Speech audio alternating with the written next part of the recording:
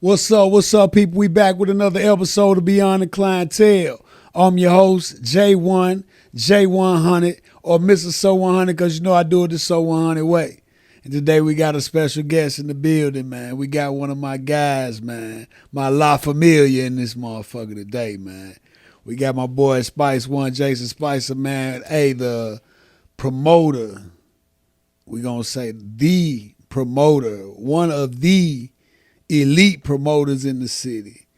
Man, done collaborated as a businessman with MoneyBaggYo and the Cache family.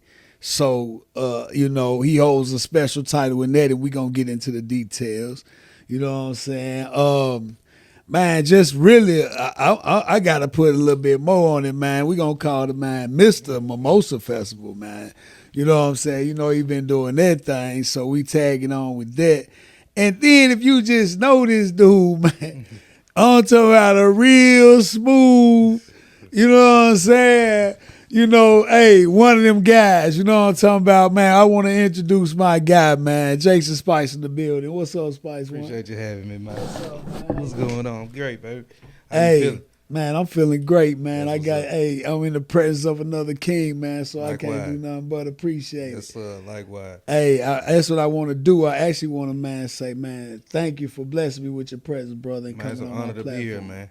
Honor to be here, bro. I've been wanting to come for a minute. Yeah, we've been talking about it. Yeah. We've been talking about it, Yeah. man. And I'm glad we was able to finally get it done. But, before we even got started, I just said I think it's perfect timing. Yes, my sir. boy. You did. For real. sure. I think it really is. What I want to do first, Spice One, man, y'all might not call him this. This I got my own name for my boy. That's how we locked in. You know what I'm saying? So, but if you don't mind, brother, I want you to basically, if I miss anything, let the people know. But let the people know what it is you bring to the Look Good, Feel Good industry as far as the party vibe, the ultimate, you know what I'm saying, annual event that people done fell in love with. Right. Just your whatever you do and what your position is at Cache to keep that ball rolling. Your new endeavors. I want you to just share with the people what that is, where you are with it, and definitely how they can tap in with you. Okay. You know what I'm saying? Just the whole layout on the business side of it. Right. You know So, what I'm saying? I got you. So, let's start with Mimosa Festival. Mimosa Festival was something, man, that was thought of 3 years before it was actually done. It was something that I knew the origins of it came from. As you know, I'm a promoter. Weekly, sometimes I had 3 and 4 nights a week. Yeah. But getting older at the same time. No but doubt. loving to promote at the same time. So the thought of a festival came about was how can I still promote, but something that I can create that can last forever, Right. and that I wouldn't get too old for. So I Okay. began research on Essence Festival, Mardi Gras, and just all the big festivals, and just did my research. And I just thought that festivals are one of those things that if done the correct way can be passed down for 30 years. When I'm gone, Yeah. it still can go. Real talk. Real And so talk. it's still a part of what I love to do is promoting, and that's kind of how that started. Okay. It had a few different titles at first. Brunch Festival. It was a lot of different titles at first. Yeah. And then we just came down to Mimosa Festival. And the original idea was to make it more than about mimosas. The original idea, which it kind of manifested to be, it was about fashion, style, Okay. good food, vibe, and music. Kind of almost transforming the festival world. Okay. It's not your typical festival. Yeah. And I see that a lot of people trying to emulate, but see what a lot of people don't know. I didn't create festivals at all. Okay. Not even close. But what a lot of people don't know is that without you see it and you think it's easy, but without the passion, you really can't get stuff done. And that's what I've learned. And truthfully, I spoke of a lot of people emulating, which is cool. My only gripe is if you're gonna do it right. Okay. You know what I'm saying? Yeah. Get your money, do it right. And the reason that I say that is because if you just do this and you just throwing stuff out there, the general public is gonna then begin to believe that in Memphis, oh man, The festivals. stigma, we're gonna put a stigma on the good ones. Yeah, it's just so Yeah. just do it right. But I man, I've been believe having that. a ball, man, and we built a hell of a company. We are now the #1 festival in the Mid-South, independent festival in the Mid-South. Okay. And so we've grown to be from a thought to the biggest festival in the entire Mid-South. Dig that. Yeah. That's what's up, For man. sure. So get into the details a little bit more about the Cache business world. Cache. What's up with that? Yeah. So Cache is also one, a love child of mine. So what happened with Cache is funny, because it kind of almost ties into the Mimosa Festival. Okay. The reason that I say that is because with Cache, they kind of saw what I was doing with the Mimosa Festival and the things that I was doing. Okay. In which kind of piggybacked on, you should come out here. Can you run the one in East Memphis? Can you run Hacks Cross? And at the time, I thought it was a real good opportunity, and so I took it. Now, mind you, which was a great experience. Learned a lot. Connected with Bag. Man, Bag is a smart dude, for real. Like, you know what I mean? Like, I don't think people really know that side for real, but in business, he really is a smart dude. But anyway, moving forward, so I did that. We managed to got that experience, man, and networking was great. But I ended up having to leave from out there because I started doing festivals out of city. Okay. And so I was gone for long periods of time. So it just began not to make sense for the business. Okay. You know what I mean, out there. And so, it was a mutual thing. Everybody's good. We kind of just stepped off. Meanwhile, I had already had a building downtown. I've been had the building. You know what I'm saying? Okay. I may have had the building 3 or 4 years now. I had a tenant in the building. Tenant wanted to leave, and it was just a perfect situation where I said, let me partner with Bag Cache family. Let's make it all make sense, and let's put one downtown. Okay. And so here it's coming up. We got downtown probably opening, probably December 2nd.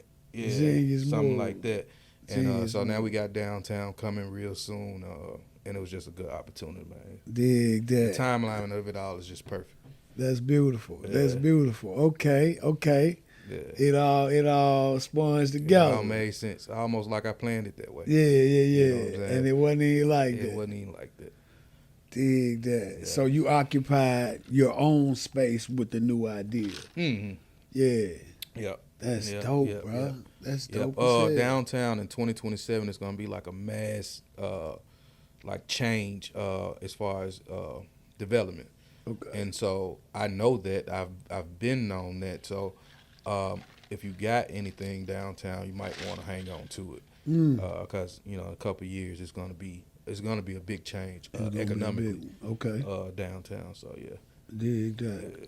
Appreciate that info. Y'all heard that from Sure. Spice One, man. Hey, Sure. if you got some property downtown, Yeah. you got anything working downtown, hold on, because to it's it. on the way. Yeah, for sure. You know what I'm saying? But shit, man, let the people know how they can.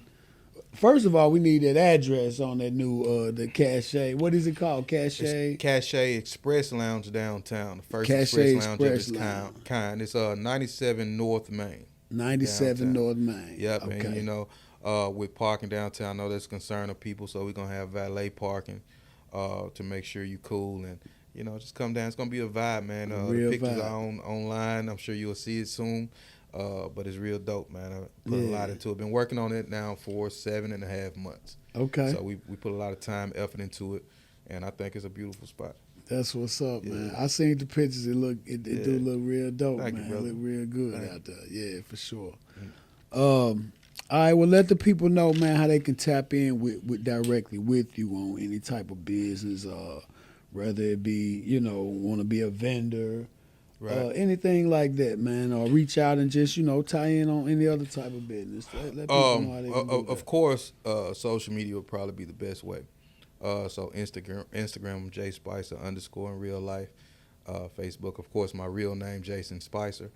As pertains to Mimosa Festival, the one thing I'm very proud of it has become a real big entity. Yeah. It has a board.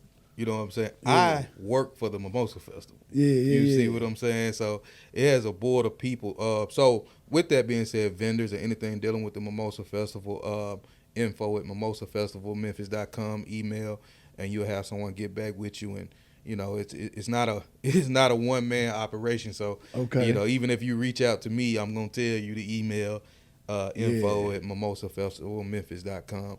And we got a real big announcement about to come. I am about to have this is not the announcement, but real big announcement about the details of 2025. But aside from that, I'm about to have a so over the course of the last couple of years, we have employed north of 1,000 people. Okay.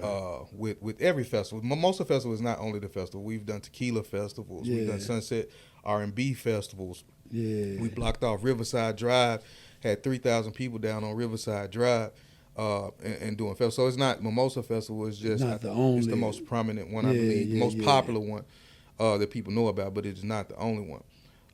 But so we've employed over north of 1,000 people over the last couple of years, Yeah. and so what I want to do is we're gonna do everybody love a good Christmas party. So what we're gonna do is we're gonna do a Mimosa Festival staff Christmas party.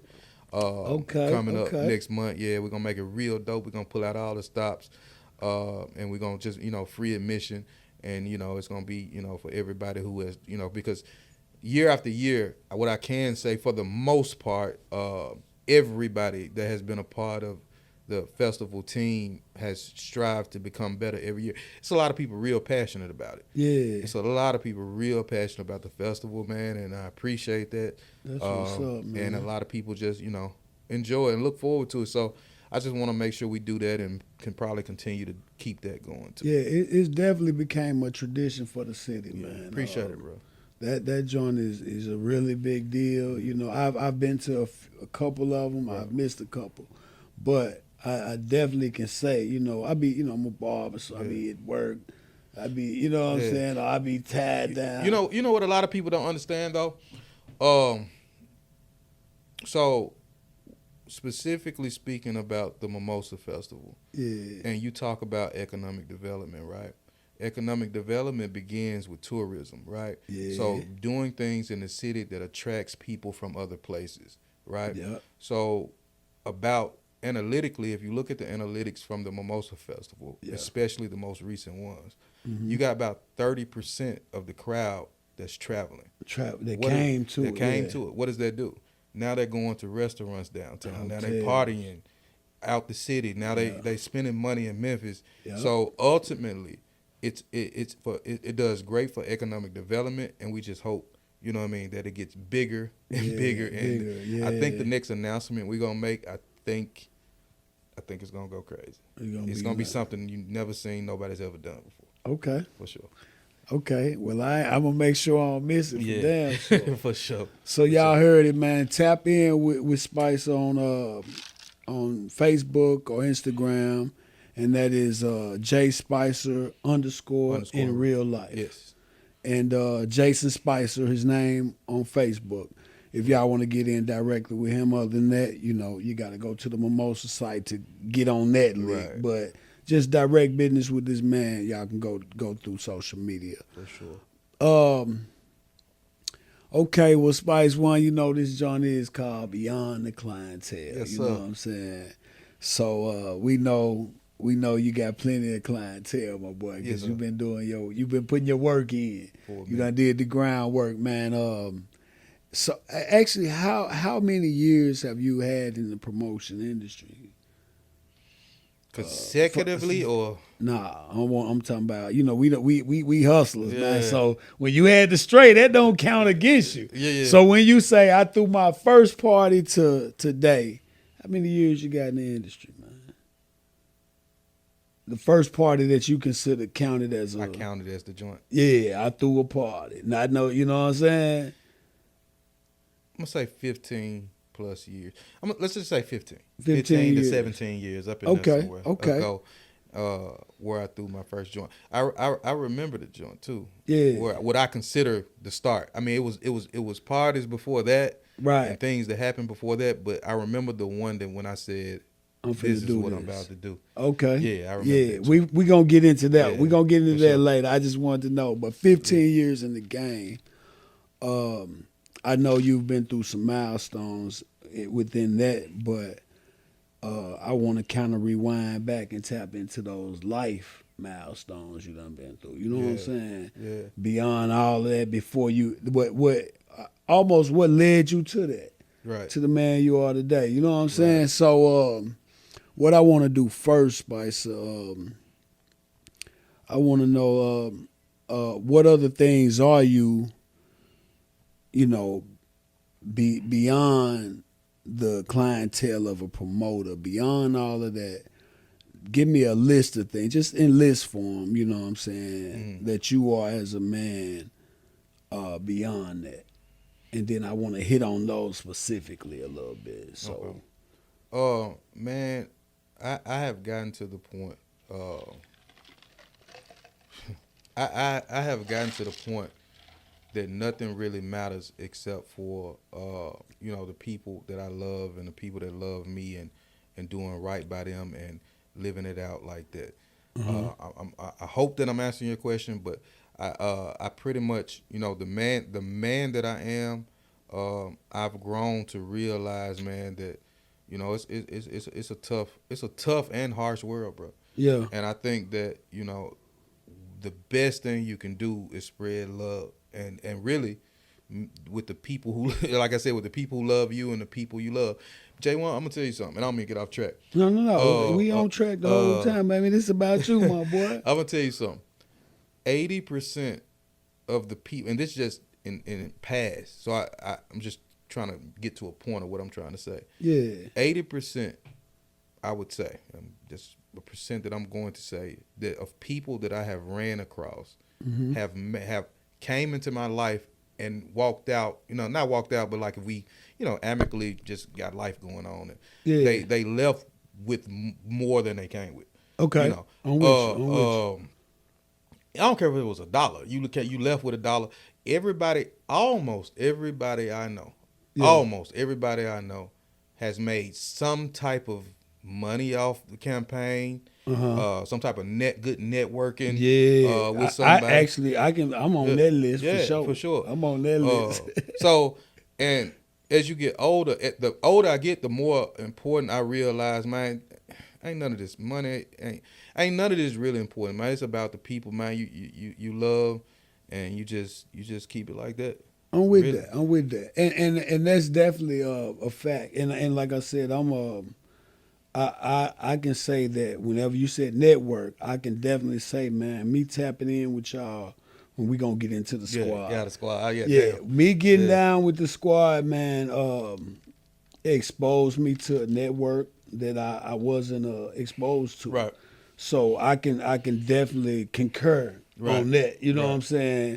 And I know, and I made a couple dollars. You know what I'm saying? Right. I definitely made a couple dollars. Right. But the network probably was the a big value that I got from me meeting you. Right. And you and the whole squad. Right, I ain't even gonna say just you, but everybody. I know that I say crossing your path. Yeah. I definitely was exposed to a broader network in that situation. Sure, for sure, man. And I salute you. I ain't, me, man. I ain't no gatekeeper. I ain't no. I like to give people their props. Right. I ain't one of them. But I am one that absorbed that. I absorbed that type of stuff where people might not do the right thing with that network or whatever. They may not use it to their advantage. Right. But I appreciate being exposed to it because it definitely took me up a notch. For sure.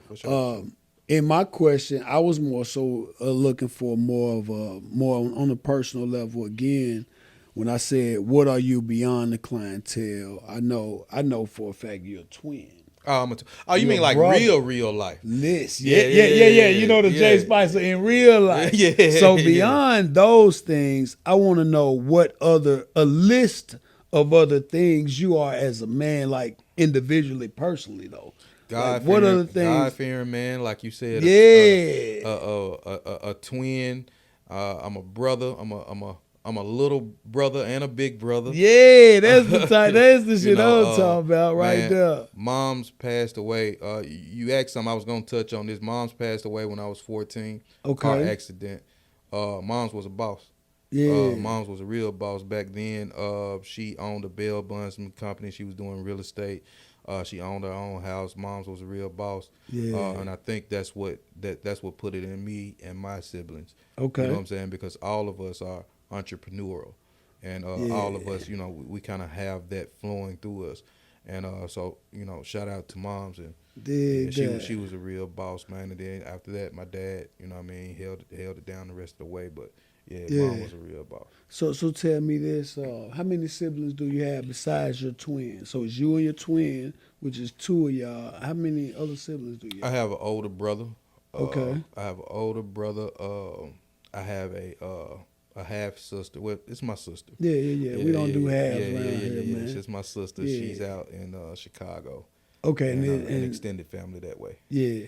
So in the household, it was you, your twin sister. Let y'all know brother. that, and your older brother. Yeah. So therefore, you never really had the.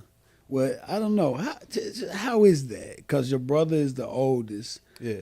And you so and my your sister is the boss. Is the boss. Okay. Yeah, she run the whole house. She run the whole family. So she, no matter what, she ended up still being the baby girl. Like she the boss. She run the show. Yeah. Whatever she say. Go. So you almost fell in middle child status. Would you think? Would you say, like, how people talk about middle child? For sure, I was the most different. Yeah. And I was middle child, and even though y'all twins, but I think I was my mama's favorite though. I'm gonna say that. I think.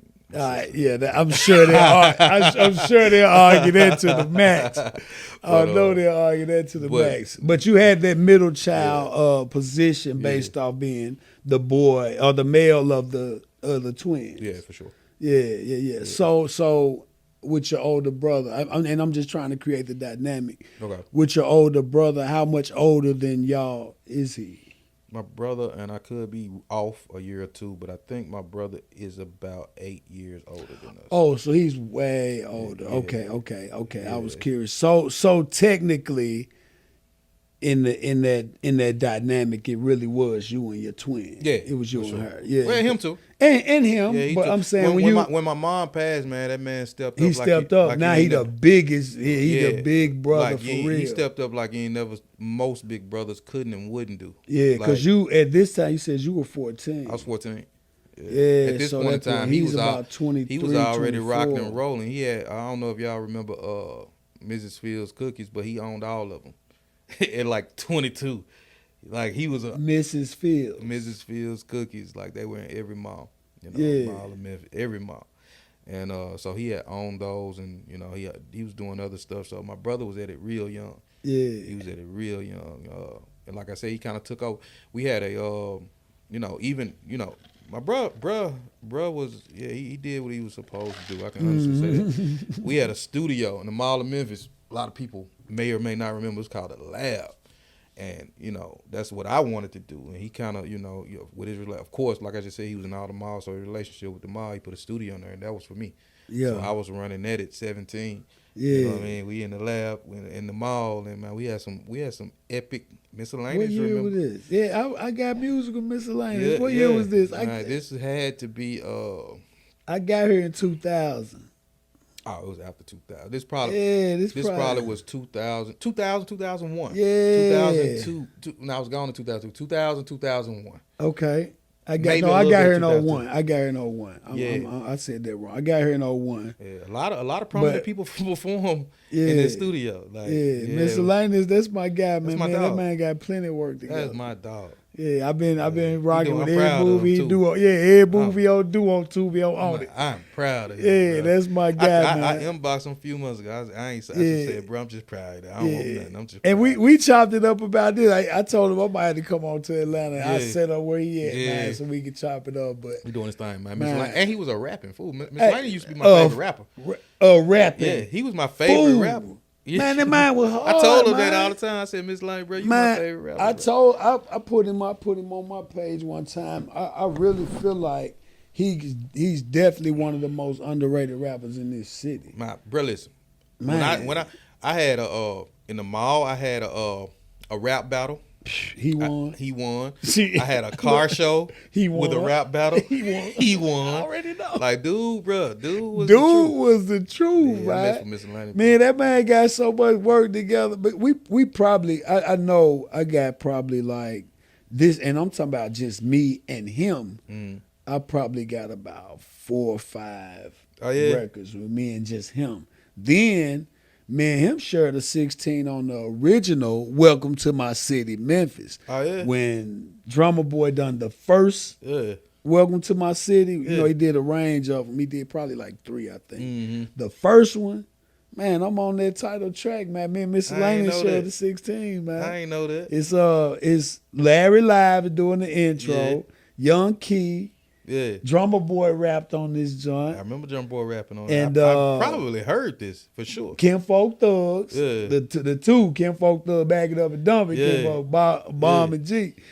And me and Miss Salinas did the 16 on that motherfucker. The Game talked on the end of it. Yeah. It's called Welcome to My City. Y'all can YouTube that shit. It's up there, the I'm video definitely and gonna all. check it out. Yeah. I represented East Memphis on that joint, Yeah. man. I did my shot right there at the gas station right there at Hickory Hill and Night On across from the Walgreens. Dig that. That's what my shot was shot Dope at. That shit. was the hood store right there. Dope shit. Yep, Dope shit. it was dope, man. But Miss Elaine's big shout out to my that's boy, my guy. man. Shout out to Miss Atlantic, man. Yeah. Keep going, my boy. Yeah, he Keep gonna. going, Hey, for sure. don't let up, my boy. Keep on Yeah. doing it. Hey, but he was a hell of a rapper. I'm glad that you man said was that nigga hard. was a hard ass nigga, man. Yeah. A nigga definitely didn't want to battle rap and Nah, talk and none that's of what that he was shit, on. but He was on there. That's You what gotta he was tear on. that nigga ass up. That nigga, Yeah. that's my guy, man, for sure. Yeah, man. But so basically at 17, you already got the opportunity to run something. So I'm sure that put your headspace on a different level than the average teenager. Yeah. I always been on that, Jay. Yeah. I always been on that. Like, I don't know. Like I said, it has to come from my mom. Yeah. That's the only place it really can come from. But I never really. I have worked jobs for sure. Yeah. But I have never really thought that this was going to be my exit, working jobs, then get. Yeah. That- You that's- that was I never part of never your thought plan. that. Yeah. I'm with you.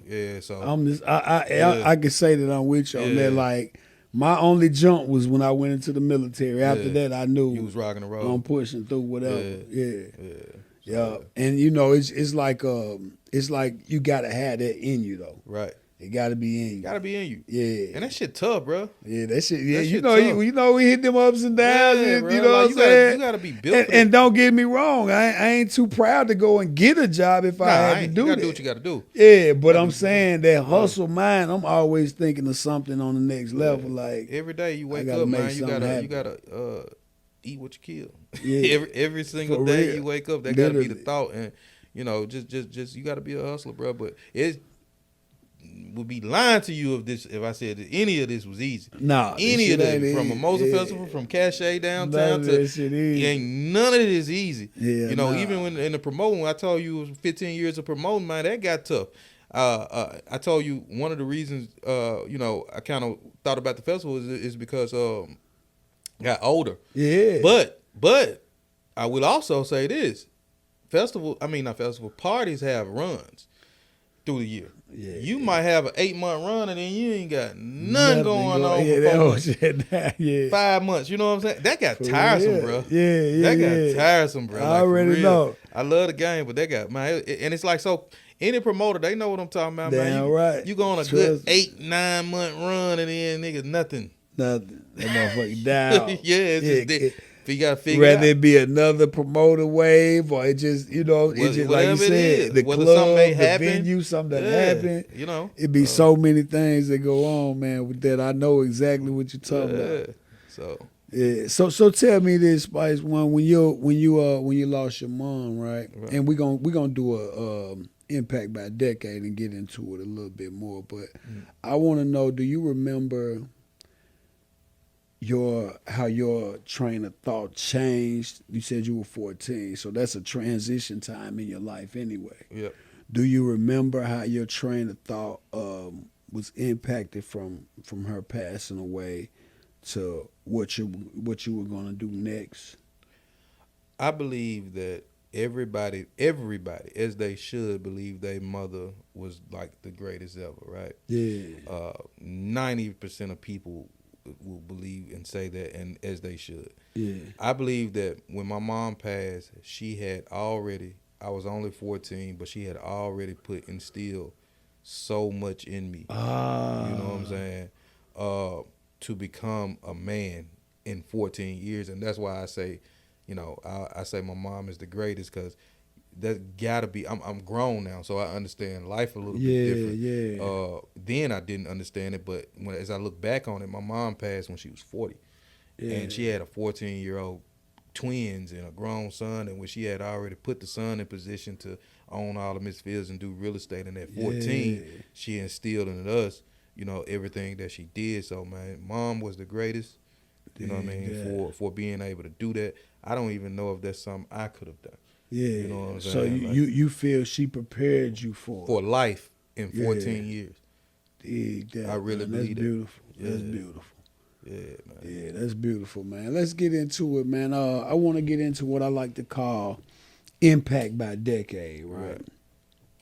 And what that is simply share an impactful moment in your life that made you the man you are today, but I want you to do it based off decades. So your first decade of life, 1 to 10, an impactful moment there, what that experience was and what it did for you today, and boom, 10 to 20, so forth and so on. That's a dope question. You know what I'm saying? That's a dope question. Yeah, and this is just, this is something that I want you to kind of dig in. Like I said, something that, it don't have to be major. It can be minor, it can be major, but it's some things that we remember as when we young that really stick with us.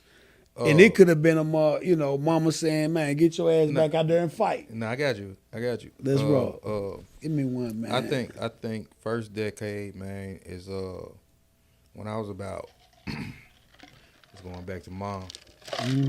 When I was about 9 years old, I remember my mom coming in the house excited that she paid the house off. And that was impactful to me, because even at a young age, I knew how big that you was. Understood that, Yeah, I understood, and I saw the excitement in her. You know what I'm saying? We already talked about kind of like the second 10 to 20, but not going back to the actual death, because that was the biggest impact. Of course. I would veer off to my brother in that second decade. And my brother, kind of like, how he, the role he took. And as a young dude raising his little brother and sister. And you know what I mean? Bought my first car. You know what I'm saying? Man, I can go down the list. You know what I'm saying? Like, I go down the list, and he was young, bro. And when you young, you don't understand how young people is. To me, when my mama died, she was old when I was young. Yeah, when at 14, I'm thinking like she 40. But 40, as we know now, ain't even old. You know what I'm saying? You got some real monk ass niggas out here 40 years old right now, still with all the, you know what I'm saying? So you kind of understand that 40 ain't just that old. And you got a lot more life to live, for sure. Especially with what she had accomplished. But going to my brother, with bruh was 20 something. You know what I'm saying? And again, I looked at him like he was old. I thought he was old. You know what I'm saying? Like, cause I'm 14, I'm 15, man. I'm old. He had motion, so that made him look even older. You know what I'm saying? With the things he was able to do. So I'm gonna go. We talked about mom and that type of impact. I'm gonna go with my brother.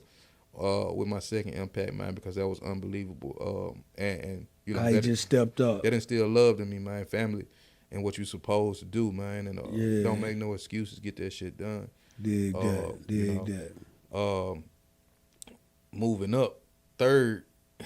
So how far we going with this? We going all the way to today. Okay. Every decade. You ain't 40 yet, is it? I ain't but 28, bro. Yeah. Look, I knew you were gonna cheat a little bit. I ain't know how much you were gonna try to cheat it, but I knew you were gonna cheat a little bit. Nah, man. Third, man. You know, I'm just gonna say what come to mind first. Is organic. I ain't even gonna think it out. Yeah. Third taught me how cold it was out here. You know, the impact. Yeah. What was the biggest impact of it? I think when I went to college, I went to college. Then I ain't graduate, but I ended up going to Chattanooga. Yeah, UT. In college, UT Chat. Yeah. Yeah. I ended up going to UT Chat, man, and with no assistance, nobody. Like I ain't had nobody but And this grown, Yeah. 20, 19, 18. I ain't go to college till I was 20. 20. Okay. Yeah. Okay. So you done got out of school. I done got out of school. Had a little window where you I felt done like ran a studio. okay. You know what I'm saying? I done did that, man, and I had got done with that. And now I'm going to college. College. Yeah, I said I'm finna go to college. Fuck this shit. Fuck that shit. Yeah, and went to college, man, and then realized, bro. You know, mom had passed, and you know, bro was there. And, you know, my pops, he always kept a roof over our head. Love my pops to death. Yeah. But when I got to college, man, it was just me. Yeah. It was just me, and I think, you know, from that, it taught me, man, you better go get it, with help or without it. You know what I'm saying? So now, your college experience or your true independence, you think? Would you consider? No, I'm gonna say when my mom passed, it was my true independence because although I had my brother, he can only do what he could do. Okay, I still was outside. I get. Okay, You know what I'm okay. saying? I'm with you. I'm with you. I still you was still outside. had to make your way. Yeah. He was just there to pick up some of those He pieces. just made sure I wasn't gonna starve. He didn't make sure steak was on the table. Okay. I got you. You know Yeah. you know what I'm He saying? fed you. You didn't get to pick what you wanted to eat, though. Yeah. I can dig it. So, you know, at 14, you know, 15, I'm gonna say at 15 for sure, you know, I kind of was, you know, and then I'm a dude. I'm a little boy. You know what I'm saying? I'm outside. You know what I'm saying? So Pops ain't really putting. Pops ain't tripping. My pops, man, most nonchalant dude. He ain't gonna say too much. You know what I'm saying? Yeah. This it really could have went any way. Yeah. You know what I'm saying? Like it was my choice, kind of. You know what I'm saying? Yeah. He ain't put no pressure on you. Whatever. Yeah, Hey, no pressure. I'm telling you, it could have went any way. the man you gonna be is up to you. It's up to you. Yeah. It's up to you. He held it down, putting the roof over it. I get it. Love my pops to death now. Yeah, but I'm just saying it could have went either way. I can dig it. You know, I can dig it. You had choice. Yeah. So at 15, you know. So, you know, I did that, and, you know, I was making terrible choices, by the way. Yeah. You know, it's Most terrible. 15-year-olds do. Yeah, I was putting myself in schools that stand with, I was making terrible choices at 15. But moving on past that, I think that. Chat. We get back to the impactful moment. Yeah, when you grown, I think I don't have a moment, but I just think the impact of going to chat would be the moment. Yeah. Yeah. So, but you said that it was more like now it's just you. Now it's just me. So, Bro, I'm up there gambling. Yeah. Like, I'm surviving for real. Like, my partners will tell you, bro, I got like witnesses to everything I talk about, man. I'm up there gambling. I got money in shoe boxes. I'm up there. My cousin, I'm living, bro. It's just like, I don't want to say that. It wasn't just me. I had help. Okay. I had help along the way, getting me in college. When I got to college, I'm living with my cousin them. Okay. So like, but you know, in order to eat. Yeah. Ain't nobody taking care of you. No, ain't nobody taking care of you. Yeah, people give you a place to lay your head, but you gotta take care of you. I gotta figure it out. Yeah. And that put the ultimate hustle in me. You know what I'm saying? The ultimate hustle. You know what I mean? When it's just like you and I ain't want to give up, man. And I like shit. Yeah, you know what I'm saying? And I always been like that. You know what I'm saying? And you say you want to have things. Yeah, I want to have like, shit, come bro. on, man. You know, and so he had to figure it out going through there, man. And then, you know, going to 30s, man, it was going down. Started to go down at that point. You know what I mean? I was getting into my bag. Yeah, you figured it out. Yeah, I figured it out by the time 30 hit. Now you don't have kids, right? I do not have children. Okay, yeah. I can and I will still. Yeah, that we ain't gotta get in. I will still. But I don't just want was to. curious because I always make sure that that's an impactful moment. Mm. And I've had guests to walk right over there to be like, hold on, man. Oh, you forgot about the your children were born. They had 2, 3 kids. Yeah. Hold on. But you haven't had any children. I tell you, that is an enigma these days. Right. You know what I'm saying? Yeah, very rare. Well, how old are you, if you don't mind giving the people your age, I'm man? about 40. He about 40, man. He about 40. Not quite. He about 40. I'm sore up in there. Yeah, he around, you know what I'm saying? But that's a rare breed, man, to be out here successful, black male, good looking guy, you know what I'm saying, and no kids. Yeah. How do you feel like you were able to maintain that? Scared as shit. So that was a conscious effort, or was that ease through the cracks type situation? I mean, we've eased through some cracks, but it was definitely conscious. No, seriously though. No. So there was a few cracks along the way, but you were definitely conscious. Yeah, I was definitely conscious, man. Yeah, but the times you slipped, it still worked out for you. Yeah, I can dig that. I can dig that. And I don't, to be honest, I don't even know if it was for the good or not. I don't know.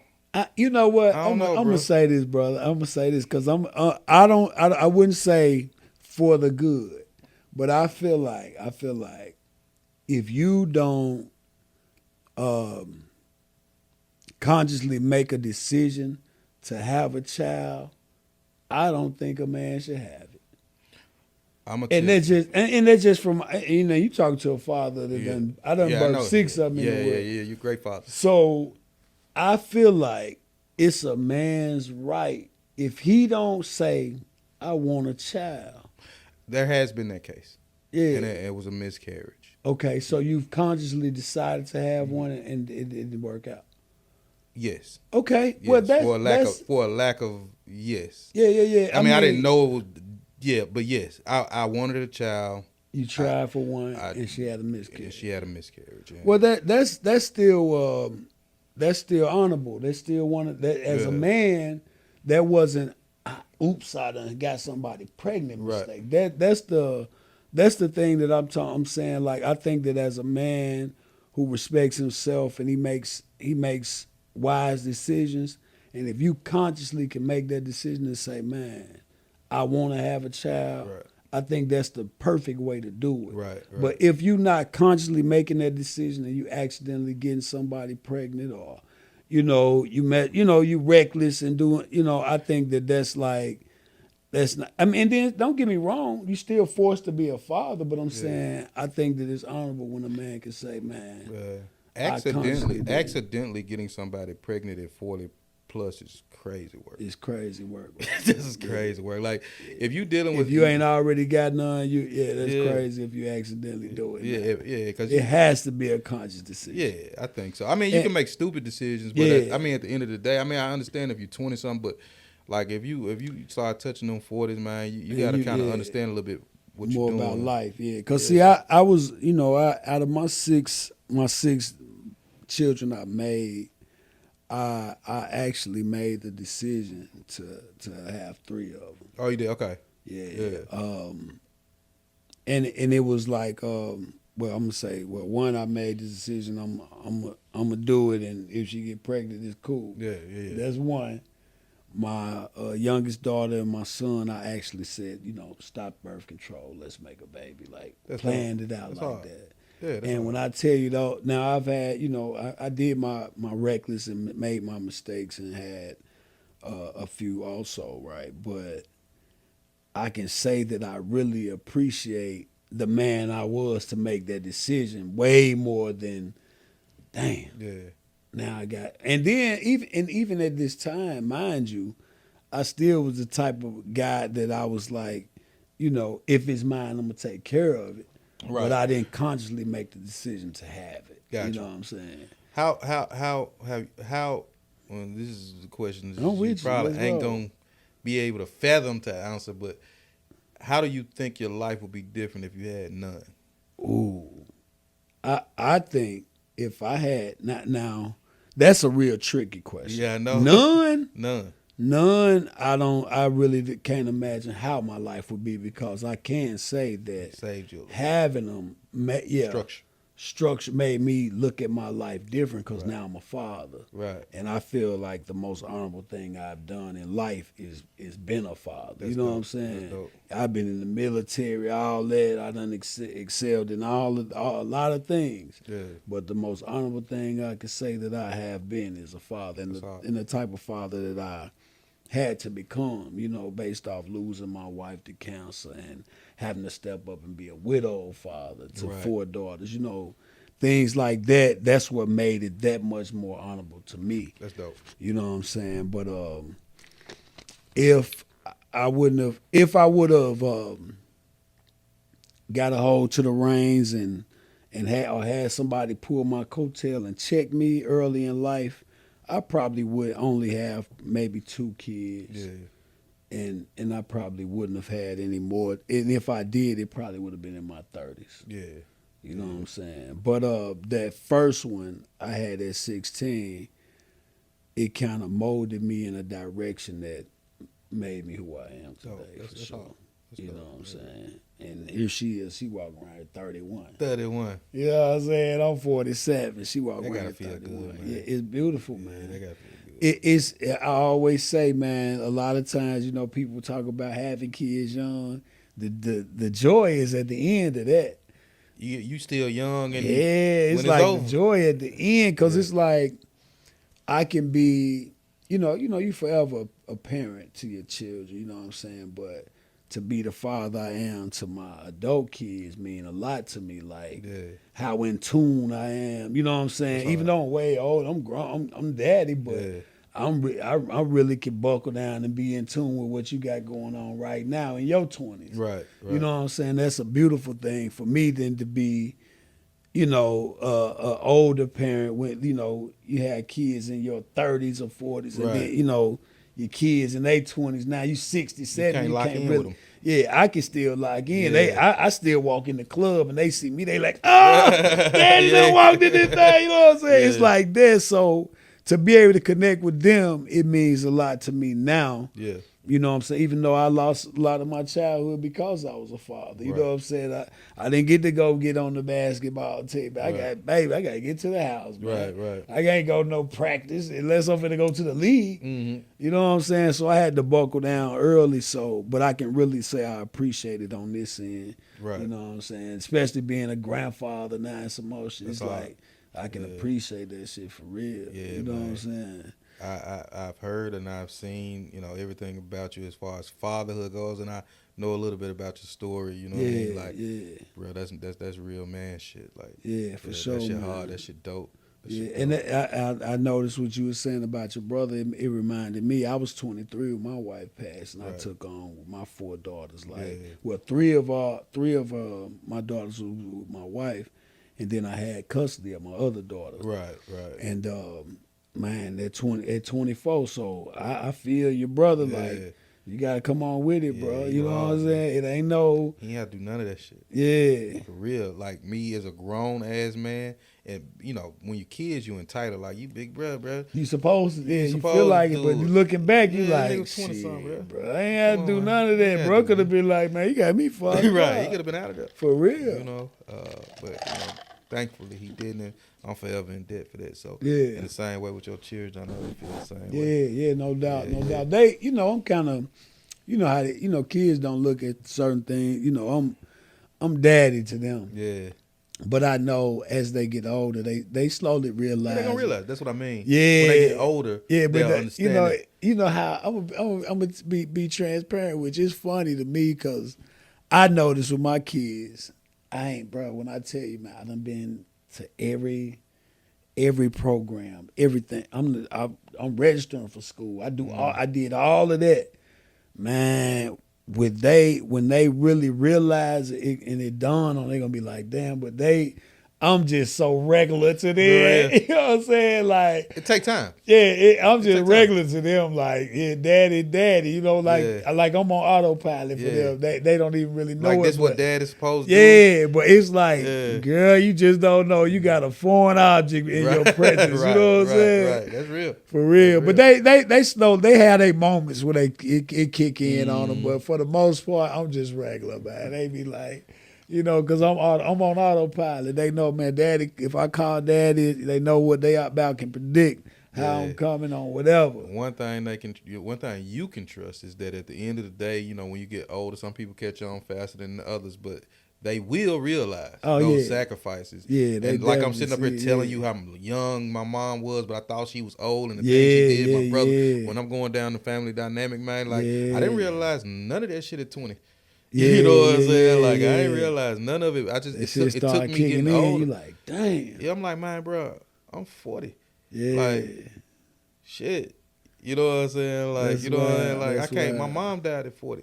Yeah. I don't feel old. Yeah. You know, I just don't feel it. I don't know. You know, like whatever, whatever your perception of old is your perception, but I don't feel old. You know I'm what I'm with saying? you. I'm with you, my boy. So, you know, and I'm like, damn, this is how my mom was feeling. Yeah. She couldn't, she was probably in wasn't her feeling prime. old. She was in her prime. Yeah, you know what I'm saying? Yeah, 40s, you know, even though they had that wave of 40 is a new 30. 40, man, is a prime year no matter what level. You know, it's a prime time, I'm going to say. No matter where you headed or where you been, 40s is a prime time. 40 is prime, bro. Yeah. Prime. Yeah, that's prime time for sure. real. No matter, don't like waste I say, if you've been rich in your 20s, when you get to them 40s, it's still prime time. You prime, I'm telling you. Yeah, you got to make something happen. My partners talk about that all the time. For like, real. bro, let's get to it. Like, man, we'll never have this 40 again. Yeah, this shit real, man. This shit real. Mm-hmm. Shit, we're going to keep it moving, man. If you can reset with knowledge, just the knowledge that you have, no other concerns about relationships or nobody else involved in the equation. Strictly your mind and how you feel of where you are now. If you can reset to what adult age would it be? To let me run it right there, and I'm gonna go from there. Oh man, 18. 18? Yeah, 18. For real? And I don't have to, but if you're forcing me to answer the question, 18. Yeah, because 18, man, when college was unnecessary for me. Okay, you'll go before college. Yeah, before college. Yeah, it was unnecessary for me. I should have got straight to it. Being who I was, you know what I'm saying? Like, you should have just kept what you had already as to who you were. Yeah. Bam, right. I should have went straight to it. College wasted a lot of years of my life. I ain't say wasted. I made some valuable relationships in college. Some of my college friends I'm really, really close to, man. These folks are really, really important people in the city, and so it's valuable relationships, and I love them to death. Yeah. But that's why it's hard to answer that question. But yeah, not even concerning for people. Me, yeah, I'm talking about your mental. Yeah, 18, man. 18. Bro, so you'll take everything you got now and run it back to 18 and go. Get to it, bro. Yeah. Get to it. Get to it, man. I was good at what I was doing, bro. I'm the promotion is the one thing that I found that I ain't gonna say it's the only thing I'm good at, but it's something that I feel like I'm pretty good at. So it came natural. It came natural. That's what I mean. Better way of putting it. Yeah. Promotion that just came natural, and I should have been doing it. Yeah. You know what I'm saying? Like. So do you think that you didn't trust it, or do you think I just that want to have fun, bro? Yeah, I just want. Okay. I want to make a little money and have some fun. College wasn't about college. It wasn't about let me go up here and about get getting serious. away. I'm gonna go have some fun. Yeah, I'm you gonna go to college. Get away. Yeah. You know what I'm saying? Like mindset because you was heard all the stories. You see my cousin up there. Like he up there lit. like, bruh. Get up here. I'm like, shh. And I went to go visit him. I'm like, man, bro, I ain't doing nothing. I'm gonna go have some fun. Yeah. I remember walking around the college saying, what the fuck was that? Saying what? That. I've been walking around college like, God damn, I don't know what the hell I got going on. I remember telling them folks, like, we'll be up kicking it late at night. I'd be like, bro, y'all going to school tomorrow? I'm like, how? It's You like don't 4 even o'clock plan in the on morning. going. I had no intentions on going. Yeah, you like, this is not But in they my went. plans. They and went. they still went. They went and they graduated. Did good And you for said, themselves. fuck it, I'm I going was retarded. back. Yeah. College just wasn't for me, man. So I can dig it, man. you know, in hindsight, I would have got straight to it. Yeah. Yeah.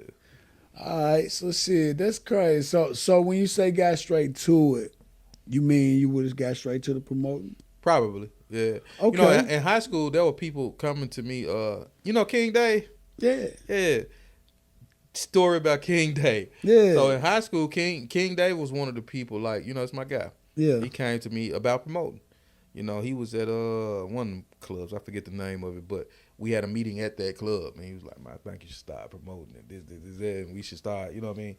I ain't really bite on the promote. You know what I'm saying? I knew it was something. I'm sorry. I knew it was something that I could always do, but I never really just bit on it. You know what I'm saying? What school were y'all? Whitehaven? Haven, yeah. Whitehaven, okay. Yeah, King Dave. I'm sure he'll remember that story. Yeah. And so yeah, he saw that shit early.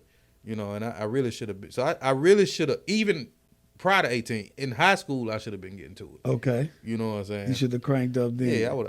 So that was actually gonna be one of my questions. When did the promotion bug kick in? Oh yeah. So going back to that, I had did a couple parties. Let me get my timeline right. What year is this? This is after college, right, Spice? I think it's after college. This is when you decide, like, let me get into the promotions. Yeah. Okay. And I did a couple parties, but what kicked in was I did a party at Peabody, Corner Bar, Peabody. I never forget. And it was First Fridays. Dude tried to sue us for that. It's a whole another story, but that was crazy. But we did a First Fridays at Peabody, and I remember we got crunk. Yeah. And we made like some thousands at the door, and I remember, and I ain't even know how to charge right. I'm just being real stupid. I'm $5 go to 10, 15, 9. Could have made way more money, but still made thousands of dollars. Yeah. I'll never forget this. I was scared as hell to do it because I had a $10,000 bar minimum at that point.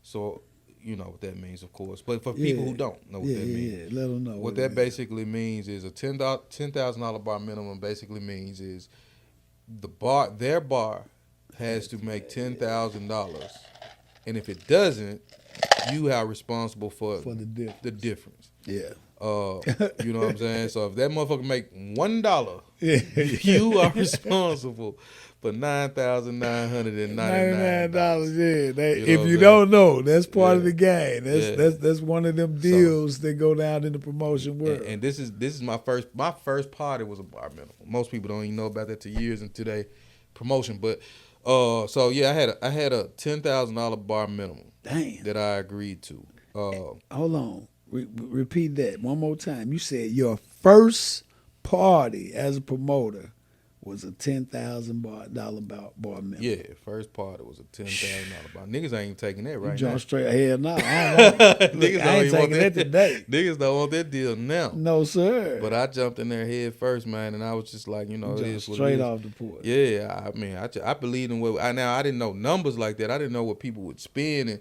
that made me nervous. But they made $10,000 in an hour. I'm checking the bar every 5 minutes. Because I'm new to this. I don't know what. You want to make sure everything on point. After I would say, to be truthful, after about an hour and a half, when I checked the bar that last time, after about an hour and a half, they were like, we had like 12,000. I said, well, shit. I went back to the door. Now I don't owe Peabody nothing. I'm completely clear. Yeah, everything is in the good. So I go back to the door. I think at that point we was up $3,000-$4,000. Oh, now I'm finna party. Yeah, it's time to party now. You know, you feel good. And at the end of the night, I just was like, you know, I know we could have did things better, and you know how we was charging. Just a lot of things we could have did just by not knowing. But I was like, oh man, I can do this. Okay. You know what I mean? Like this actually, not I can do this. This is what I'm doing. I'm finna do this. Yeah, I'm about to take this shit to another level. Yeah, for sure. That's a hell of a power play though, to jump straight off the porch like that. And then to win, and then you just believed in yourself that you. And I knew Peabody drinks was high as hell. Yeah. Drinks high the He motherfucker. said, yeah. You might be paying Yeah, $20 a drink. Yeah, so you know they gonna bounce, baby. I wasn't young enough to realize that. I was like, yeah, these drink high as hell. They They come might and go they and buy a make, drink. yeah. All they gotta do is show up. Yeah, They gonna get 10,000. Yeah, they is. So we That's ended up dope. doing it, man. That's And dope, it made man. sense. So, and when you did that was when you officially made the decision that you gonna do it. This is what I'm doing. You finna do it. Yeah. So tell me about your journey, man. I want you to share your journey with me into the promotion world. That was the first start. When did you realize you had a hold of it and was, you was on that ride? I was grinding, doing the Peabody. I did that a couple times now by this point. Mm-hmm. And then I end up meeting Marcus Moody. Okay. To this day, my big bro. Shout out to Marcus Moody. Moody and them do that thing. And it's probably a good segue into how the firm, how the squad happened. Okay. So when I linked up with Marcus Moody, it was Marcus Moody and me. Started out with just me. Then I brought a couple of my guys. Then we started adding. So this created the firm. Okay. And so with the firm, man, a lot of clubs that everybody went to.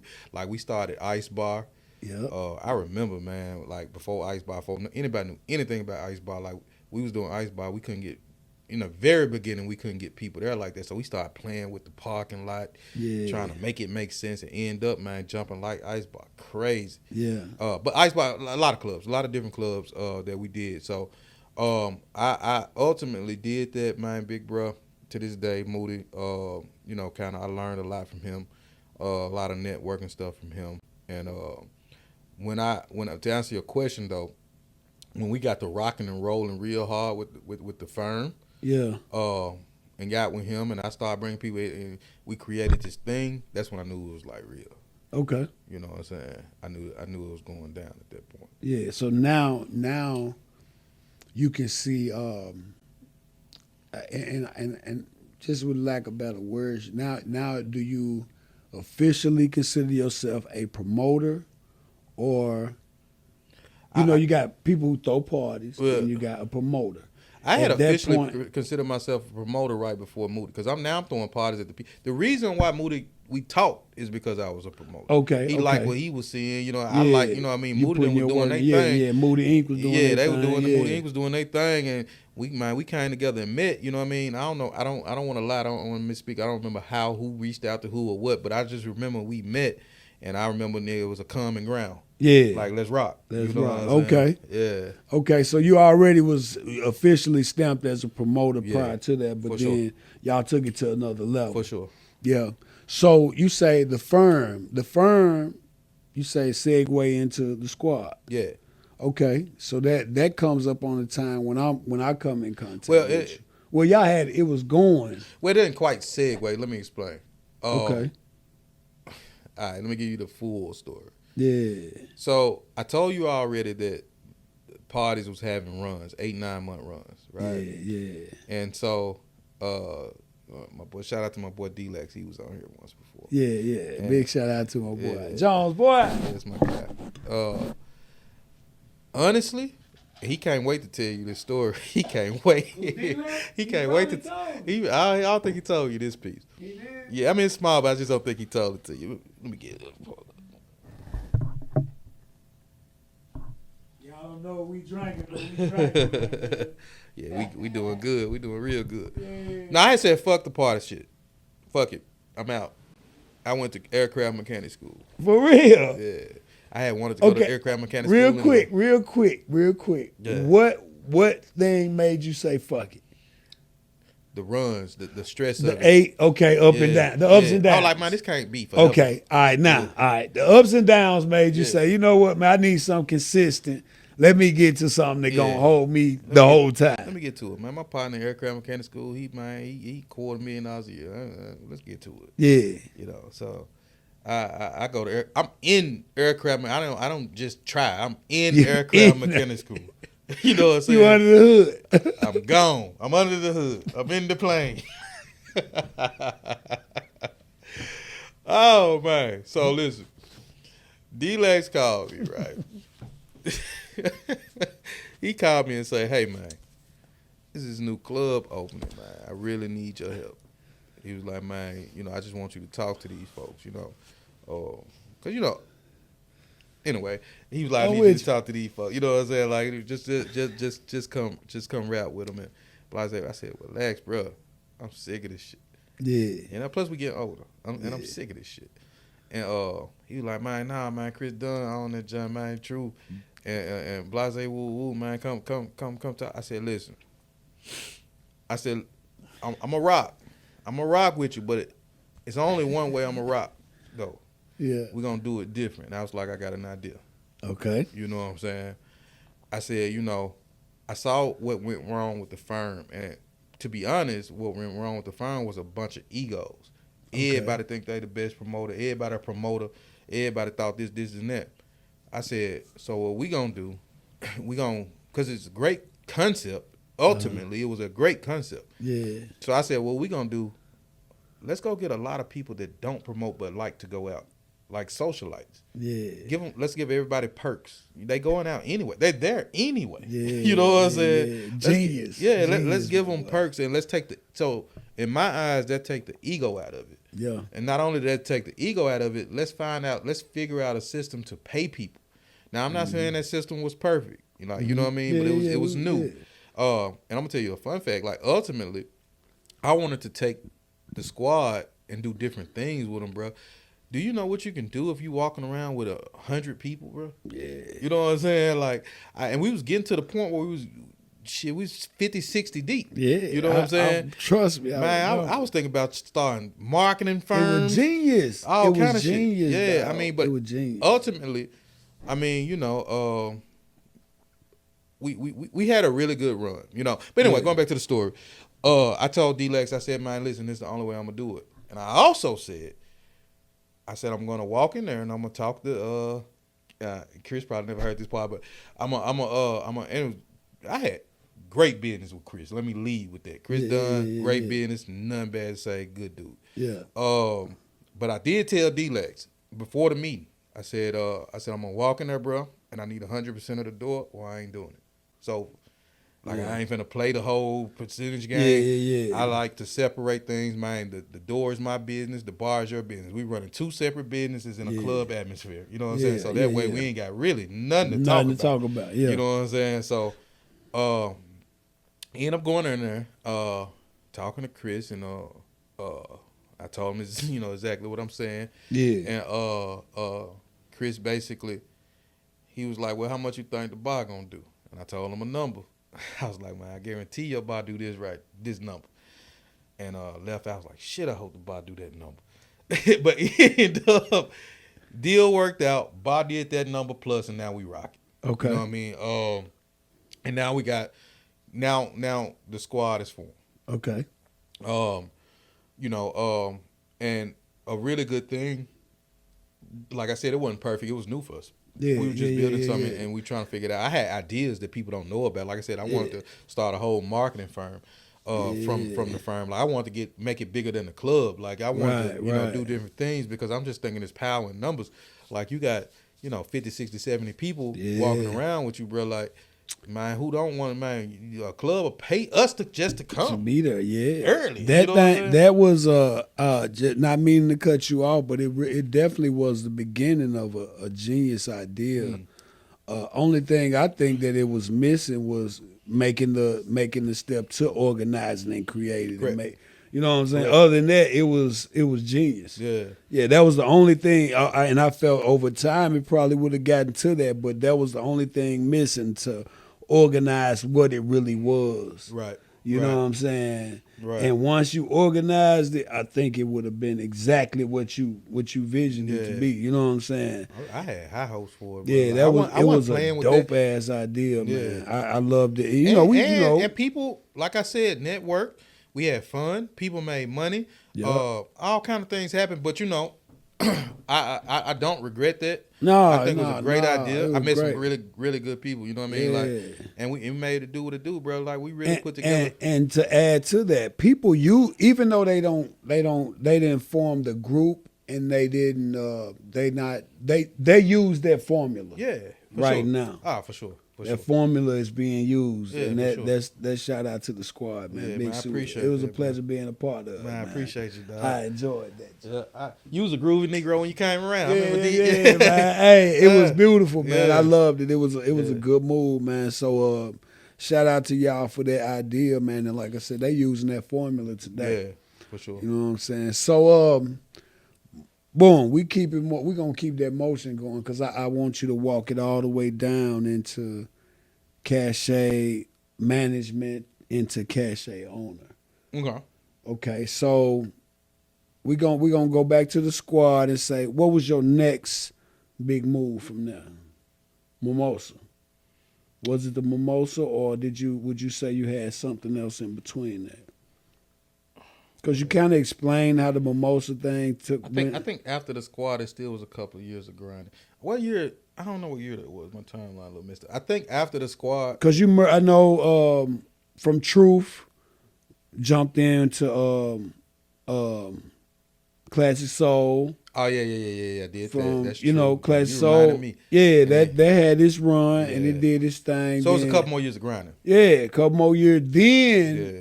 was Cache after Classic Soul? Yes. Okay, yeah. Actually, I left Classic Souls to do Cache. I couldn't do both. Okay.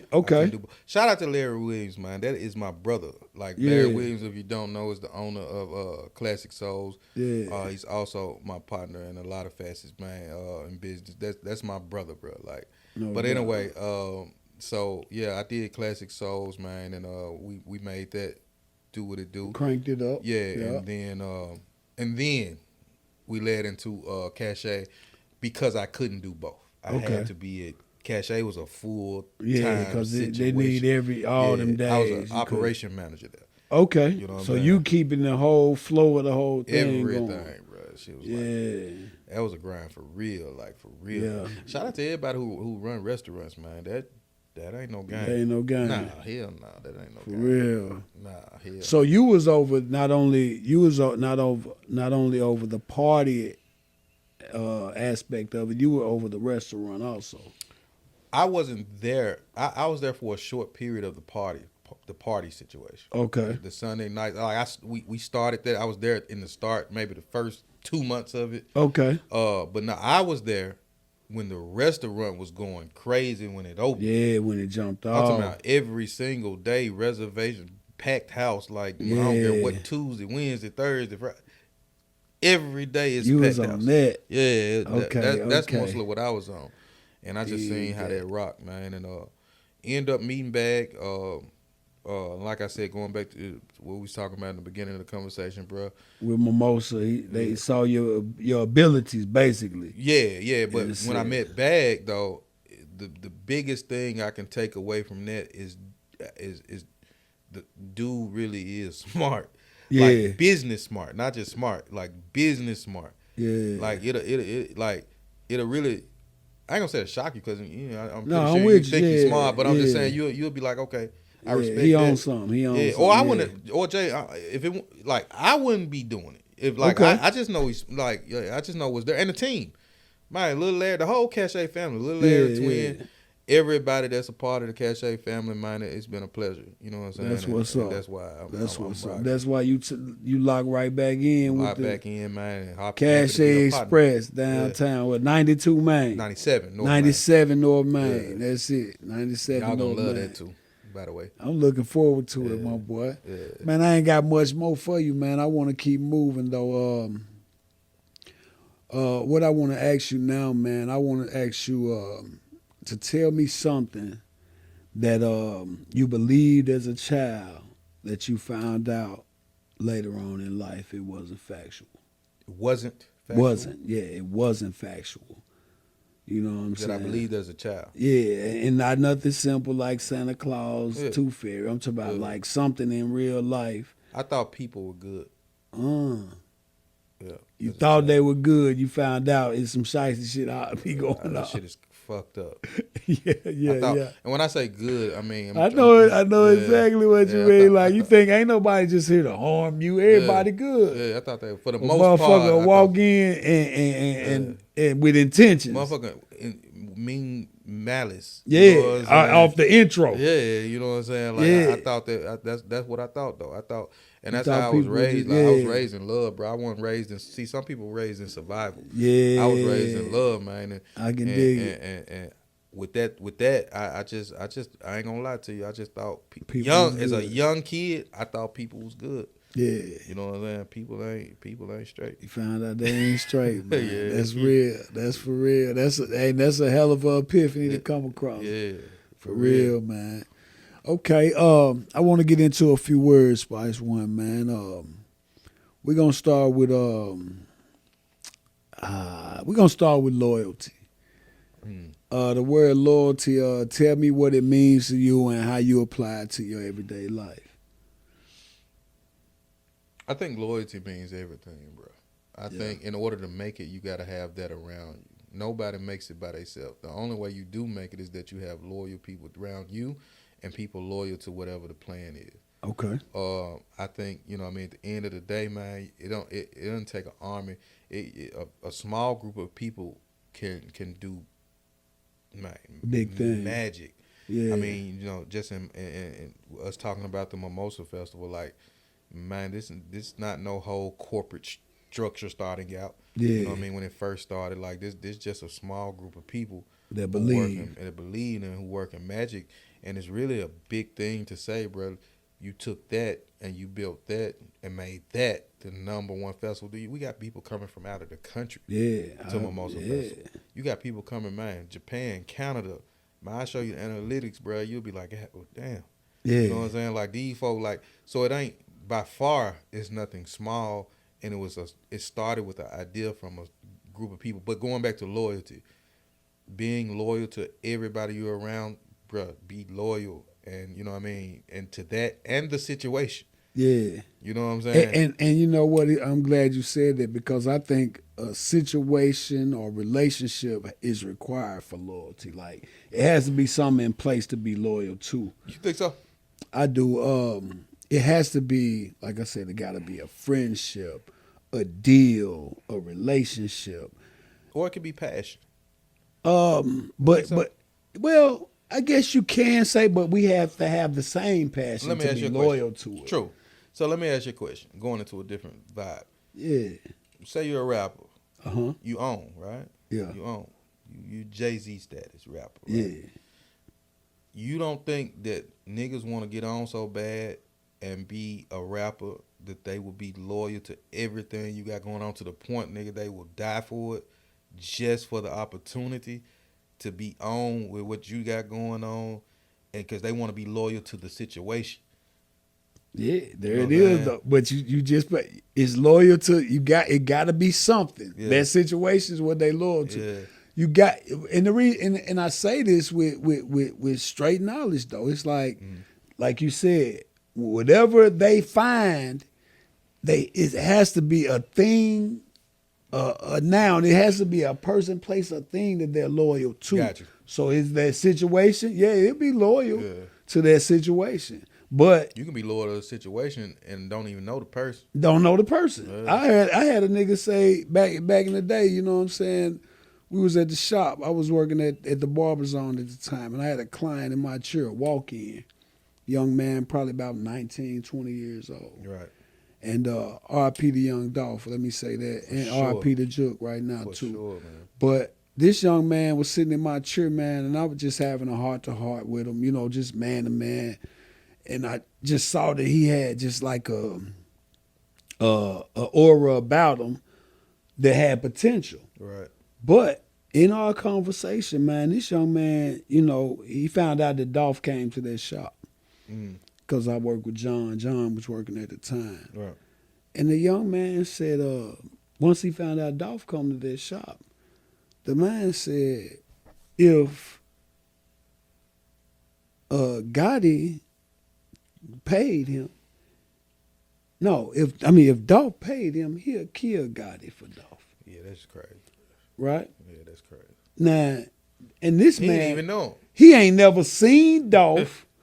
All he knew is Dolph come in that shop to get a haircut. That's crazy. Ain't never seen him, ain't never laid eyes on the man, That's besides on TV. But go back to what you said. He was loyal to that beef to that extreme. Right. You know what I'm Right. saying? Not even knowing it. Right. So it's crazy what people will be loyal to. Right. You know what I'm saying? And now that leads me into my next one, though. My next one is the word respect. Right. Now, I look at respect a little different. Respect, you can walk in the door with that. Right. It don't require nothing. Right. You know what I'm saying? You can walk around with respect on autopilot until you're disrespected or given a reason to not respect something. But Right. I think loyalty is that, and I ask those two separately because I hear a lot of people put them together. Right. Loyalty and respect. Right.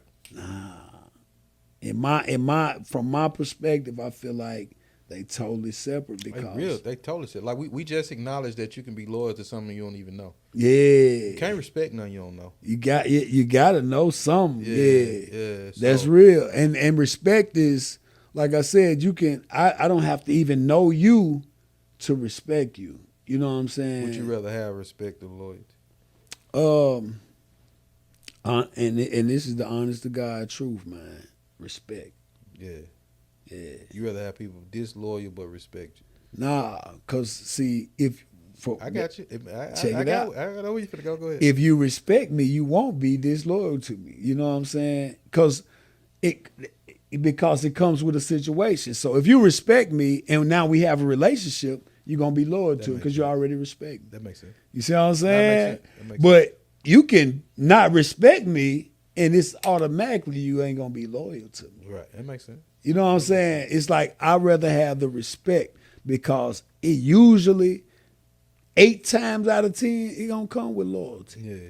You know what I'm saying? Yeah. It gonna come with it. That's It kind of tags along with it, but they don't go together. Right. You know what I'm saying? Because you a lot of motherfuckers, you'll respect me enough to stay away from me, to not be disloyal to me. You know what I'm saying? I respect what he got going, but I don't fuck with him. That real. You done heard that term before. Yeah, you done heard niggas say, I respect him, but I don't fuck with him. Yeah, you know better. Because you respect them. You know what I'm saying? That makes a big difference. So I definitely would say respect. Yeah, okay. But that leads me to my next one though, man. Love. Okay. How do you feel about love and how do you apply that in your life? And I think you answered this earlier because you talked about the people that love you. Yeah, love is infinite, man. For me. How I applied in my life, man. Anybody I'm dealing with, I love, bro. Yeah. I don't have a real extended family. Mm-hmm. So my friends and the people that I deal with are my family in my eyes. You know what I mean? Yeah. I don't have outside of my immediate household, I don't have an huge extended family. That's a lie. So I'm just saying that to say that I mean, love plays a huge. I'll do anything for you, bro. Yeah. You know what I mean? I think that's how it should be, man. This huge world we got, you know what I mean? It's only a select few handful of people, you know what I mean, that's gonna rock it out with you. Yeah. And for that, you know what I mean, like I said, I mean, I don't have a other description other than infinite. Yeah. Like it's That's nothing forever, God would do. You know what I'm saying? Like and really, that's what we here for. That's what I'm here for. Yeah. And you say you was raised in that. You raised in love. Man. Yeah. And that's what this shit is about, man. And it's a rarity. And it comes with love, respect, all this wrapped all up this in shit one. wrapped up in one. You know what I'm saying? And for those things, I love you. You know what I'm saying? And it ain't none that I won't do, man. And I just seen what love can do. That's and I saw what hate can do. You know what I mean? Real shit. Hate will leave you fucked up and down a fucked up path, man. Like, but love always gonna lead you in the right way. No doubt. What I mean? If you accept that. No doubt. Yeah, for sure. I think and I look at, it's crazy that I look at love and loyalty in a closer relation than respect, because I agree with that. I think they have levels. Yeah. Like, I think love and loyalty comes with levels. Right. And when I say that, you take an example, just say, of course, you might love your lady one way, but you love your partner different. Right. You got love for both of them. Right. You know what I'm saying? I think your level of love for her has a more intimate. Yeah, I think with your woman, yeah. So I think you can love and respect your woman, but not be as loyal as pertaining to cheating. Of course. I can love you and respect you to death. Yeah. But I may not be that loyal. Yeah, You know what I mean? And, you know, That's a prime example of levels. Right. You love her with all your heart. All your heart. That don't mean that. But see, people don't understand, and this is a little off track, but I think clarity is understanding that when you talk about, just say, cheating or relationships, the person that's cheating love they self a little bit more to where they'll satisfy what they want to do. You think that? Yeah, I think people kind of separating that because a woman or a man will be so angry at a person for cheating on them. Let's just use the term since we brought it up. But you got to think that the person that's doing this is an individual way before your relationship. Mm-hmm. So I think that's why poly relationships are so much more, what would I call it? Loving. Mm-hmm. I'll say that. If you take a poly relationship where people that done got real popular now. We thought it was just some player shit back in the day, but it done got popular now, right?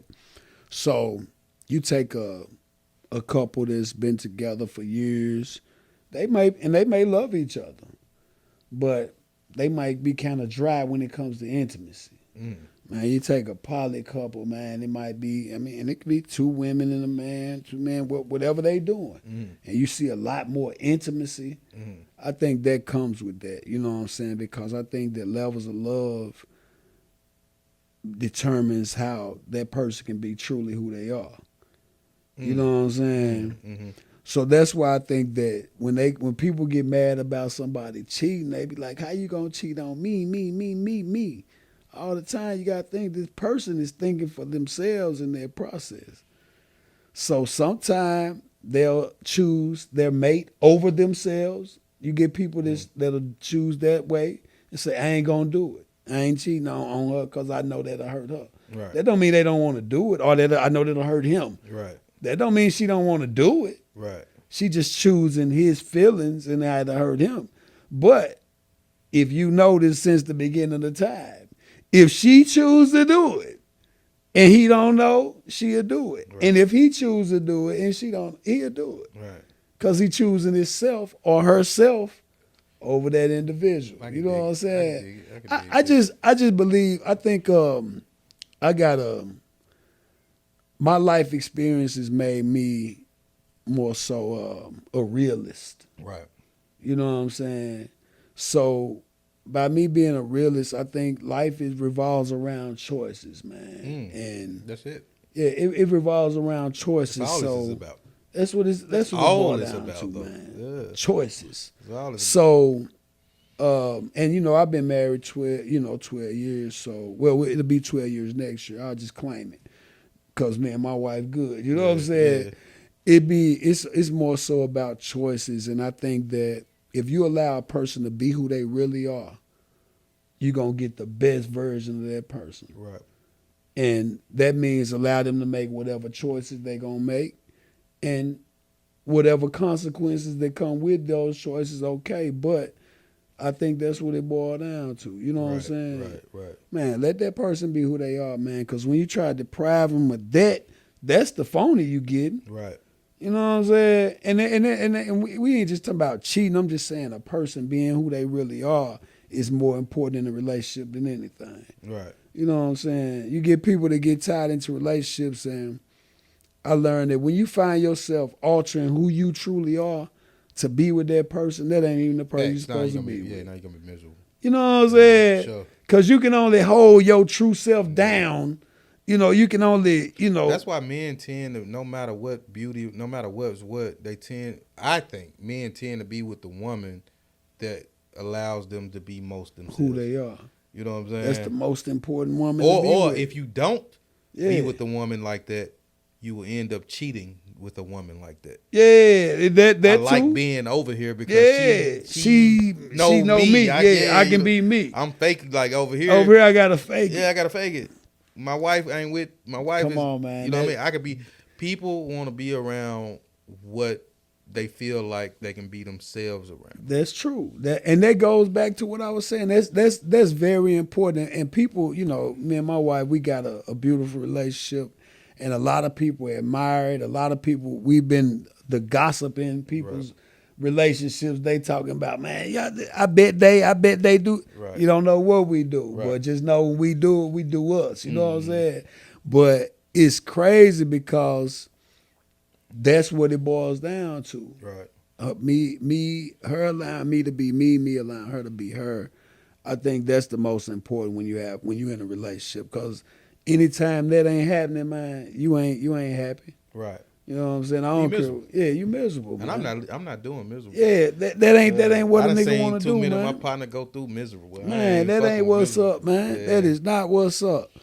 I remember being a younger man, and this, like I said, this all subject too, but when I was younger, evolving, you know, in my stages of evolution, and being in a committed relationship, and I can remember like sitting at the crib wanting to go out, but knowing that my significant other, she ain't really with it, and so now I'm sitting here, you know, fake watching TV or something, Yeah. and I remember, man.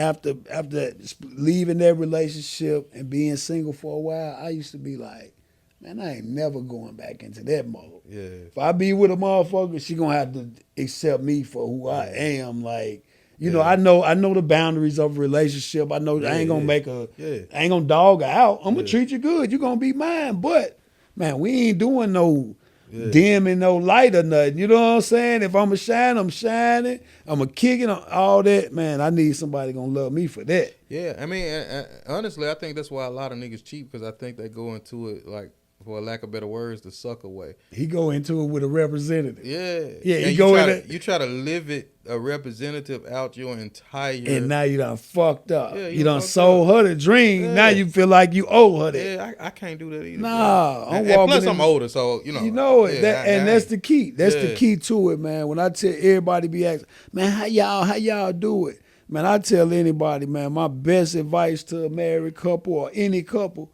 man, do it how y'all want to, man. Yeah. Don't worry about how nobody else said right. Now, should real. be going. That's do it real. how y'all want to do That's it. real, You know what I'm bro. saying? That shit gonna always work. That shit that the politically correct way, fuck that. Nah, that's real. You know what I'm saying? Okay, that leads me into my next word, man. And this is almost, I always call this my trick. This is a trick word. This is tricky. And most people, we've been raised with this word, and we've been taught to look at this word a certain way, but most of our teaching is not valid. The word humble. All right? Now, I'm sure your mom, my mom, their moms taught us to be humble. Right. And the true definition of humble is to dim your light, basically, you know, to allow others to shine. You know what I'm saying? That's really, in a nutshell, what it's saying do. Right. How you feel about that word, my boy? And the way you be shining, I don't think you give a damn about it. But I'm going to let you tell it. You know what I'm saying? How you feel about humble? And I'm going to say this real quick. It's not saying shit on nobody. Right. I'm just saying specifically being humble is to basically dim your light and, you know, to allow others to shine. Man, I ain't gonna lie to you, bro. I got a couple different answers for that. Like, and I'm on both sides of the spectrum with my answers. Yeah. And I say that because, you know, bro, I really could be popping it, bro. Yeah. You know what I'm saying? But at the end of the day, I do understand that could affect business. Okay. You know what I'm saying? So in a nutshell, that lets you know that and this is what I like to say. It's things in life that humble us. Right. So we don't have to be humble amongst each other. Right. Or to each other, or whatever I should say. And when I say that, I'm saying like life will humble you. Decisions will humble you. Facts. A higher power will humble you. Facts, bro. struggle will humble you. Like a motherfucker. You know what I'm saying? Success will humble you. Yeah. So, in hindsight, what you saying basically is saying success is humbling for you. Yeah. Because you said I can pop it. Yeah. But for business, because I'm successful, Right. I'm choosing not to pop it. Correct. So that success basically humbling you to say, man, be smart. Yeah, that's real. You know what I'm saying? Yeah. Think about what you've been taught. Think about what you know. So in a nutshell, humble is like one of the things that we were taught. That was kind of one of those Jim Crow lessons. Yeah. I don't mean to cut you off, but that was on what I said. Like that was the flip. But I also feel like, bro, pop it. Yeah. Man, it's hard because, bro, it is hard out here, man. Celebrate your work. Yes, bro. Like, Yeah. you know what I'm talking about? Like, if you really out here, you working for real, bro, and you really making something shake, and you helping your family, and you doing this and you doing that, and man, pop it For real. pop it. Like that's how I the really true feel. feeling. Yeah. You know what I'm saying? But Because you celebrating you celebrating the effort, you celebrating your work. Like I said, whatever that means to you, however popping it is to you, pop it. Yeah, and Get it out. I Don't actually dim yourself. don't dim the light for sure. Yeah. And I think we need to revamp the idea of popping it. Okay. And I'm gonna tell you why, because you just said some cold shit. You said taking care of your family, and that's actually popping. That's popping it, yeah, for sure. That's popping. Yeah. But we have a generation of people who think that, they feel like, popping bottles and, the sparkles coming to the table and all of that. That's popping it.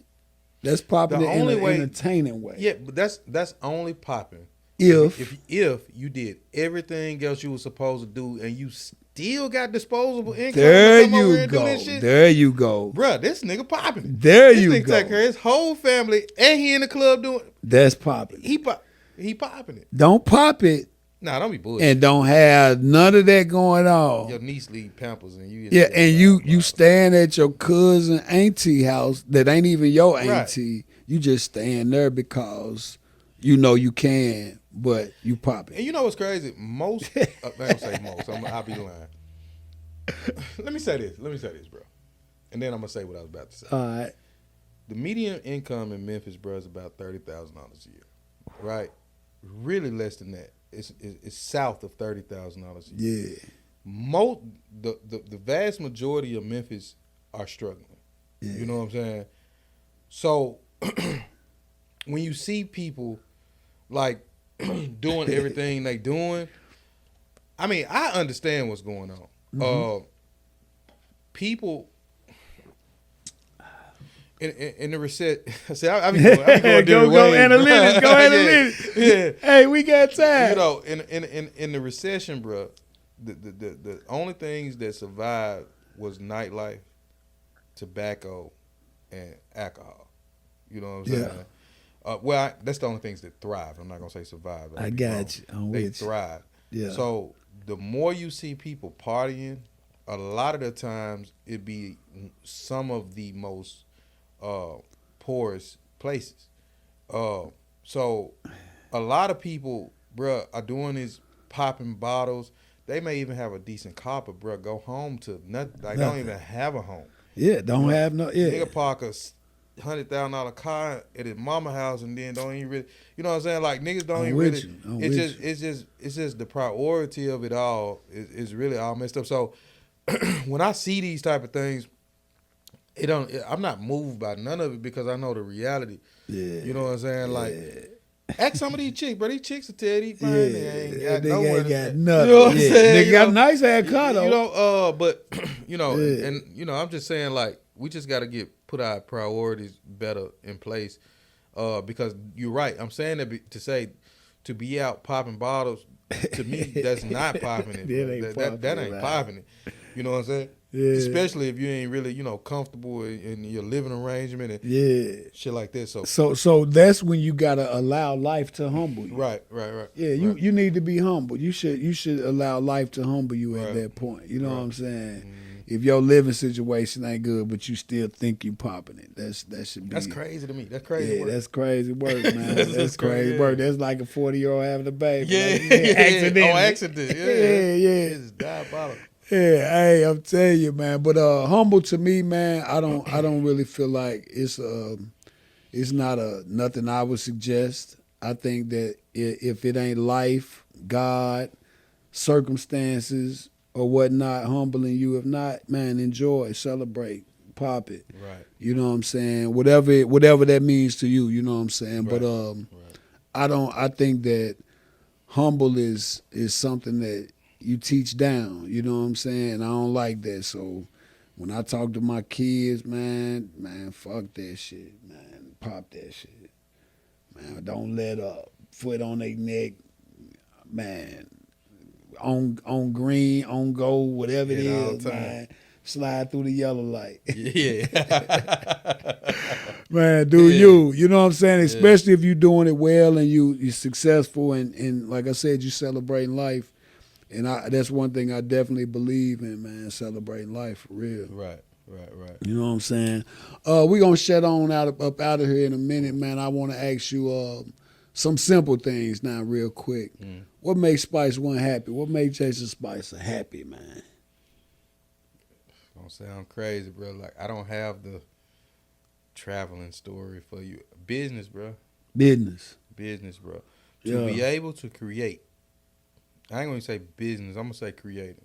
To be able to create something that ultimately becomes successful, I have found that makes my ultimate happy. You know what I mean? That's, like I don't really care to travel. I will travel. That's your satisfaction. That's my satisfaction. You know what I'm saying? So every day, like I'm chasing that. Like, you know what I'm saying? Like to create something that ultimately becomes this sort of success, and I think that does it for me.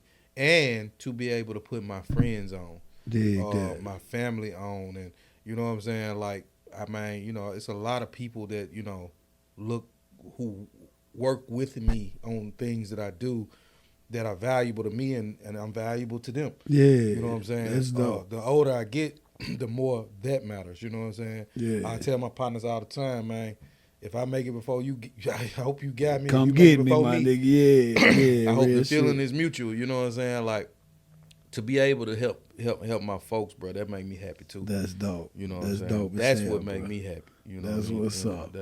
All right, man. Tell me something. Tell me what's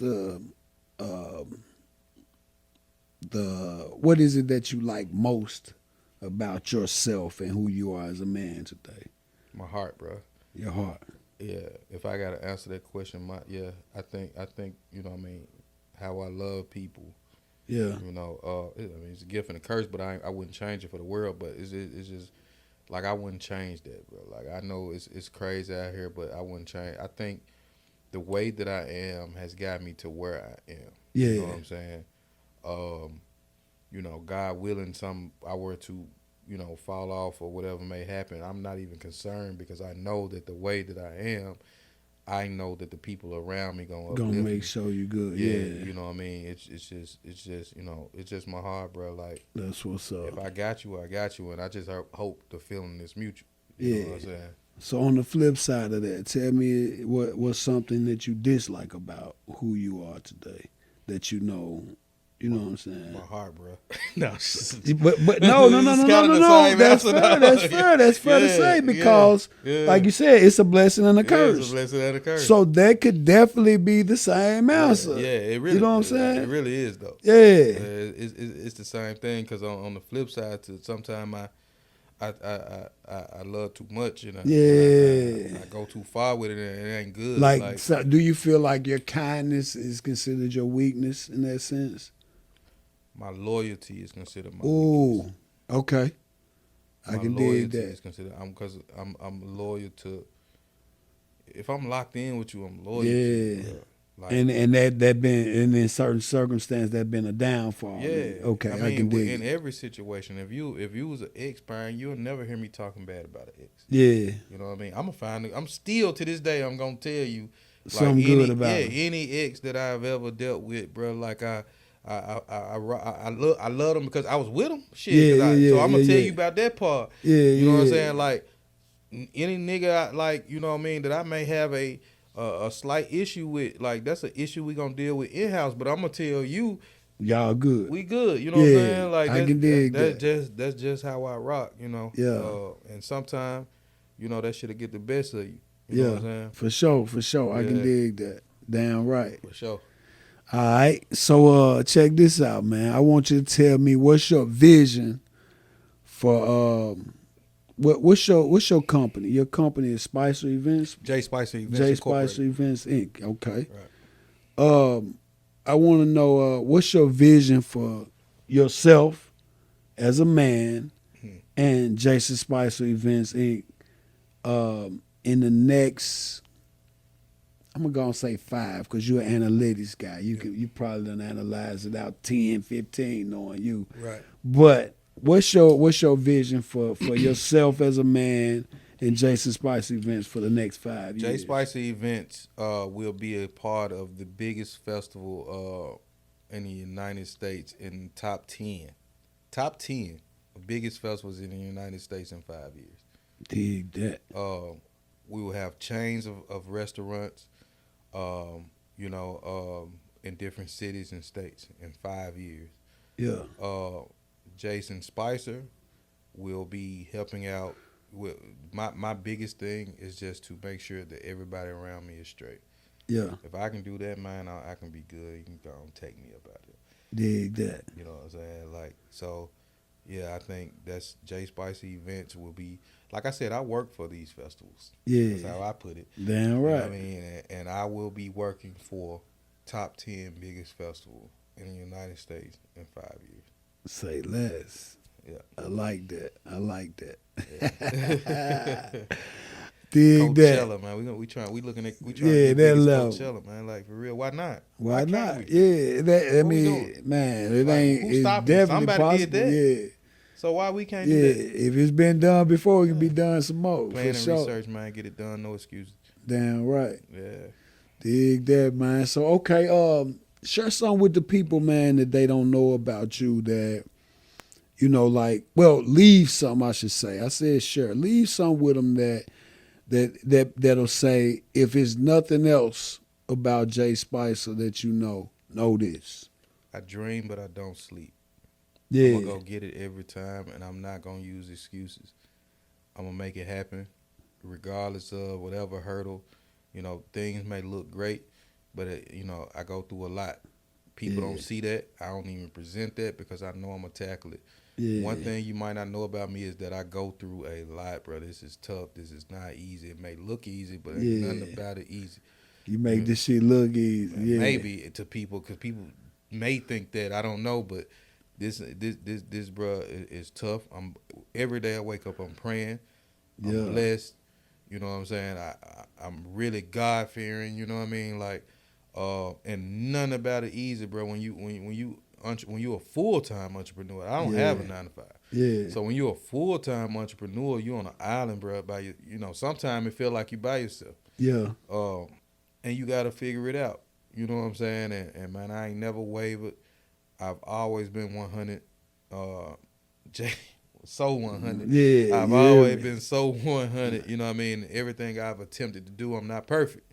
Dig that. But Real my shit. my intentions has always been to be 100. You know what I mean? Like, and Yeah. solid in everything I'm rocking with. So, I mean, I said a mouthful, but that's Nah, what I that's really it. want people That's to it, know. my boy. Yeah. That's what I want. That's what I wanted you to do, man. Yeah. Let them know. Yeah. All right, man. Check this out. And this is my closer, man. I want to know that. I want to know how would you finish this sentence, man? Mm. And this is real simple, but extremely complicated. Say less. All right. It hurts me to see. My black people, bro, act act and do some of the things that they do, bro. Kill me. Kill me, bro. Like to act and do some of the things that they do and see that I do, that they do, that I see. Yeah. Man, it hurt. Is it embarrassing? Or some of it? Yes. Yeah. Yeah. It's embarrassing. It's disheartening. Yeah. I think we are being desensitized to Facts. how embarrassing our shit is people, crazy, our black people in our society is, because it's some things that we do that we can never come back from. Yeah, man. And I'm gonna say this. Yeah. Black people high on the list, but people, bro. People, period. Humanity, bro. Yeah, like, yeah. This shit is insane. Yeah. It's insane. And like you said, we are through social media. We getting so desensitized to real life crazy shit's so crazy, man. Like, and then it's like some of the shit that's become, just say some shit that has become a perception of funny. Mm-hmm. It be like, how can you think that's funny? Facts. You don't get it. I don't get it, bro. Man, it's terrible, man. I mean, I actually seen a clip a few days ago of people literally like falling, like during acts, like falling off a ladder, falling off the little, they was doing a little rope thing, fell off that little baby, fall off the table back. It was like a bunch of falling video, but when I tell you the injuries just seemed like they could be like, you man had some stairs on a ladder on some stairs and fell. The ladder collapsed, man, fell, hit the stairs, but they jumping screen to screen, but it's an attempt to make people laugh. I be blocking shit, man. Man, when I tell you that shit's so bad, and I'm like, oh, then the one with the baby fell off the table just blew me. Yeah. I'm like, how could somebody sit there and let a baby ride a bike off of a table like this and hit the floor? That's retarded, bro. And those are some of the things they desensitizing us to, besides the fighting and the murders. Nigga be laughing at murder. Man, a motherfucker will record a dead man right there on the ground, brain blew out. His first thought he's is still breathing. His first thought is to record him and not call 911, bro. Literally. It's just crazy, bro. It's disheartening, man. Mm-hmm. And it all fall back to, man, love the people you love, your village, man, protect it.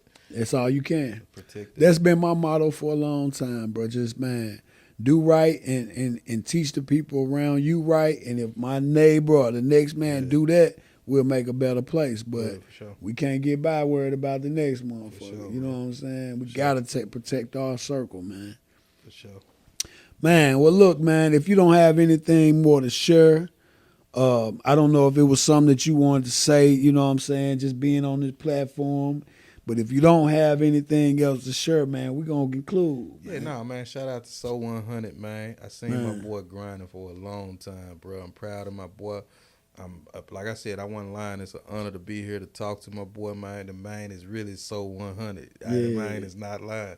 You know what I'm talking about? I appreciate that, bro. Yes, I appreciate that, man. Well, look, that concludes another episode of Beyond the Clientele. I'm your host, J1, J100, or Mr. So 100, because you know I do it the So 100 way. And, man, shout out to my special guest, man, my brother from another mother, man.